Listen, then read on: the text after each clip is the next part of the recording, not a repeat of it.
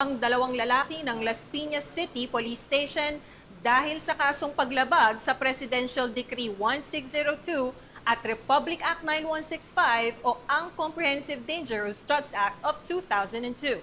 Narito ang report ni Patrolwoman Ivy Corporal. Arestado ang dalawang lalaki ng mga tauhan ng Anti-Criminality Operation ng Pilar Substation ng Las Piñas City Police Station bandang alas 9:15 ng gabi sa Barangay Almansa 1, lungsod ng Las Piñas. Kinilala ang mga sospek na sina alias Toy at alias Jojo. Ayon sa ulat, nagsasagawa ng rutinang pagpapatrolya at anti-criminality operation ang mga tauhan ng nasabing istasyon nang maaktuhan ang mga lalaki na naglalaro ng karakrus na nag-ugat sa pagkakaaresto sa mga sospek.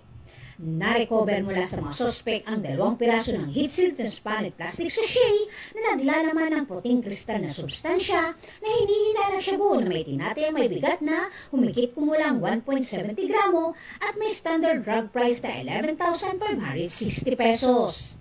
Nakuha rin ang halagang 703 pesos bilang taya sa iba't ibang dominasyon, kabilang ang 3 pirasong piso na ginamit bilang flipper.